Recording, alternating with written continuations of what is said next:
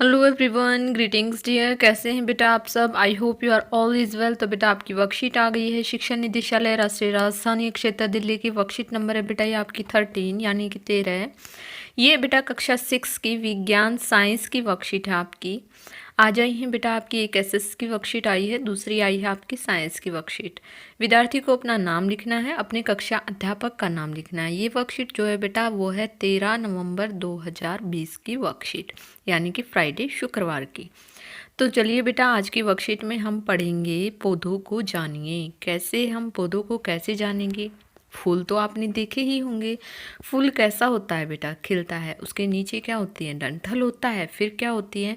उसका एक बाह्य दल होता है, तो उसके ऊपर जो है फूल होता है, उसमें से बीज भी निकलते हैं। तो चलिए पढ़ते हैं। फूल पौधे का सबसे खूबसूरत और रंगीन भाग है। यह तने या शाखा से एक छोटे से डंठल की सहायता से जुड़ा होता है। देखिए बेटा ये है हमारा फूल, ये हमारा फूल है और ये नीचे किससे जुड़ा होता है? एक छोटे से डंठल से जुड़ा होता है। देखिए मान लिया ये तना है, इसमें से ऐसे जब ये फूल निकलता है तो ये यहाँ पर ये क्या होता है? ये तो डंठल होता है और इसमें से ऐसे जो है यहाँ से फूल निकलता है। फिर तो ये क्या होता है बेटा? ये होता है हमारा छोटा पौधे का एक भाग, डंठल होता है, तने या जो शाखा से निकलता है। आगे है बेटा कि जो है फूल के डंठल के आधार से ऊपर की ओर 4 चक्र होते हैं। यानी कि देखिए जब उसमें से मान लिया ये उसका डंठल है, इसमें से जो है 4 चक्र निकलते हैं बेटा। एक फूल में बाह्य दल, पंखुड़ी, पुंकेसर और स्त्री केसर होते हैं। देखिए ये तो होता है बाह्य दल। देखिए मैं आपको क्लियर दिखाती हूँ। देखिए ये होता है बाह्य दल। क्या होता है बेटा? ये होता है बाह्य दल, यानी कि जो बाहर का हिस्सा होता है ना, जिसमें नीचे ग्रीन ग्रीन सी 3-4 पत्तियां होती हैं, उसको बोलते हैं बाह्य दल। इसके बाद देखिए ये परागकोश और तंतु, ये क्या होते हैं? पुंकेसर। और ये क्या होते हैं बेटा? ये स्त्री केसर। क्या होते हैं बेटा? स्त्री केसर। और क्या होती हैं? इसमें पंखुड़ी होती है, यानी कि जो फूल की जो पत्तियां होती हैं ना, उनको क्या बोलते हैं? पंखुड़ी बोलते हैं। आगे है देखिए ये खुलकर बताया गया है अब कि जो है बाह्य दल क्या होता है, स्त्री केसर क्या होता है, पंखुड़ी क्या होती है और पुंकेसर क्या होता है। सबसे पहले है बेटा बाह्य दल। बाह्य दल क्या होता है? देखिए ये होता है, ये इसमें दिखाया भी गया है, आप चित्र में देखिए। ये होता है बेटा बाह्य दल। देखिए जब यहाँ से डंठल में से इसके ऊपर का जो भाग होता है, जो 3-4 ग्रीन ग्रीन सी पत्तियाँ होती हैं, वो होता है बेटा बाह्य दल। यह हरी पत्ती जैसी संरचना है जो कली की रक्षा करते हैं। यानी कि जैसे ये टूट जाएगा तो क्या हो जाएगा बेटा? फूल भी जो है खराब हो जाएगा। वे एक फूल का सबसे बाहरी भाग होते हैं। ये क्या होते हैं बेटा? ये फूल का सबसे बाहरी भाग होते हैं। आगे है बेटा पंखुड़ी। फूल का रंगीन भाग होते हैं। ये क्या होती हैं बेटा? पंखुड़ी, यानी कि जो फूल में जो पत्तियां होती हैं ना छोटी छोटी, उनको बोलते हैं पंखुड़ी। ये क्या होती हैं? ये खुशबूदार होती हैं। और क्या? ये परागण के लिए कीटों को आकर्षित करती हैं। और ये दूसरा बाहरी चक्र बनाती हैं। क्या बनाती है बेटा? दूसरा बाहरी चक्र, यानी कि अंदर से नई नई पत्तियां आती रहेंगी और बाहर जो है एक बाहरी चक्र बनाती रहेंगी।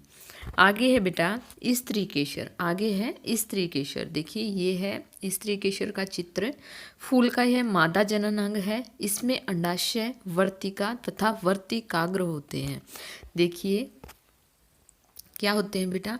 ये अंडाशय यानी कि स्त्री केसर है। यह फूल का क्या है? मादा जनन अंग है। देखिए आप, ये तो हो गया हमारा डंठल।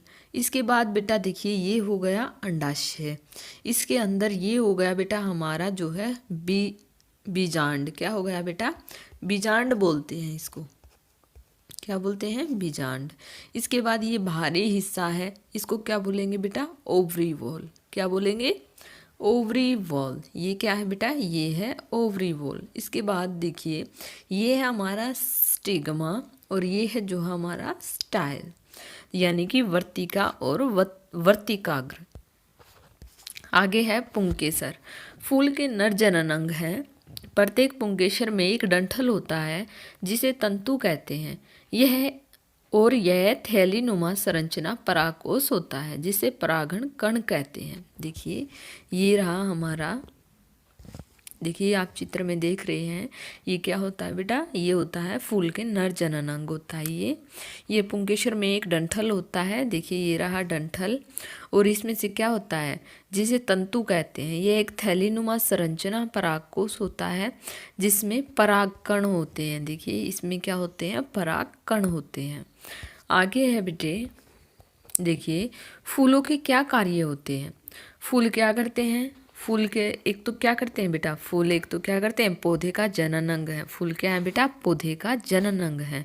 दूसरा बेटा, इसमें रंगीन पंखुड़ियाँ होती हैं जो कीटों को आकर्षित करता है और परागण में मदद करता है। क्या करती हैं बेटा, फूल में क्या होती हैं, पंखुड़ियाँ होती हैं जो क्या करता है, कीटों को आकर्षित करता है और परागण में मदद करता है। और इसके पश्चात, परागण के पश्चात जो है फूल बीज उत्पन्न करता है। जब फूल पूरा खिल जाता है, उसे खिले हुए कई दिन हो जाते हैं, तो उसके जब फिर क्या होता है, अंदर से बीज भी निकलने लगते हैं। तो ये क्या करता है बेटा, फूल बीज भी उत्पन्न करता है। आगे है देखिए कि अपने आसपास से दो अलग अलग फूल लीजिए। यानी कि बेटा आपको करना क्या है, अपने आसपास से दो अलग अलग फूल लेने हैं और जो है बाह्य दलों और पंखुड़ियों का निरीक्षण कीजिए। यानी कि जो है डंठल होता है जो उसका, और उसके जो बाह्य दल होते हैं उनका क्या करना है, निरीक्षण करना, उसको आपको ध्यान से देखना है। फिर ऊपर दिखाए गए चित्र की सहायता से इसके पुंकेसर को पहचानने का प्रयास कीजिए। धीरे धीरे फूलों से पंखुड़ियाँ और पुंकेसर को हटा दीजिए ताकि आप स्त्री केसर या पिस्टिल को स्पष्ट रूप से देख सकें। देखिए जैसे बच्चे करते हैं ना बेटा, उसकी पंखुड़ियाँ तोड़ देते हैं तो अंदर से क्या निकलेगा, अंदर से एक बीज निकलेगा, यानी कि स्त्री केसर या पिस्टिल देखने को मिलेगा। नीचे दी गई तालिका में अपनी टिप्पणी को दर्ज कीजिए। और फिर क्या करना है बेटा आपको, ये नीचे तालिका दी गई है, यहाँ पर जिस भी पौधे को आप देखेंगे, जिस भी पौधे के फूल को, उसका यहाँ पर नाम लिखेंगे। जैसे इन्होंने लिखा गुलाब, तो आप भी यहाँ उस फूल का नाम लिखेंगे। इसके बाद देखिए इसका गुलाब का क्या है, बाह्य दल की संख्या एवं रंग, बाह्य दल की क्या संख्या है, बहुत अधिक है। और कैसा रंग है, जो है गुलाबी या लाल। आगे है पंखुड़ी की संख्या एवं रंग, तो पंखुड़ी कितनी होती है आपको उसमें वे लिखनी है, और कैसे रंग की है वो लिखना है। इसके बाद है बेटा कि जो है बाह्य दल और पंखुड़ी जुड़े हुए हैं या अलग हैं। तो यहाँ पर बेटा आपको जो है वो लिखना है कि इसमें देखिए जैसे गुलाब की पंखुड़ियाँ क्या होती हैं, अलग अलग होती हैं।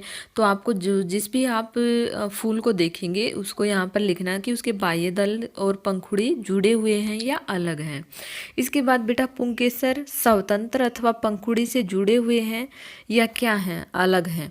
तो जो है यहाँ पर गुलाब की जो पंखुड़ी होती हैं वो स्वतंत्र हैं, तो यहाँ पर जो है आपको वही लिखना है। इसके बाद स्त्री केसर उपस्थित है या अनुपस्थित है, यानी कि उसमें से जो है बीज निकल रहा है या नहीं निकल रहा है, आपको यहाँ पर वो लिखना है। तो चलिए बेटा आगे करते हैं। एक पौधे के प्रजनन अंग का नाम बताइए। तो हमें जो है, हमें यहाँ पर एक पौधे के प्रजनन अंग का नाम लिखना है। तो हम क्या लिखेंगे, देखिए यहाँ पर हम लिखेंगे फूल। देखिए यहाँ पर दिया गया है कि जो है फूल पौधे का जनन अंग है, तो हम यहाँ पर बेटा लिखेंगे, हम यहाँ पर लिखेंगे फूल। क्या लिखेंगे हम बेटा, यहाँ पर हम लिखेंगे फूल जो है पौधे का प्रजनन अंग है।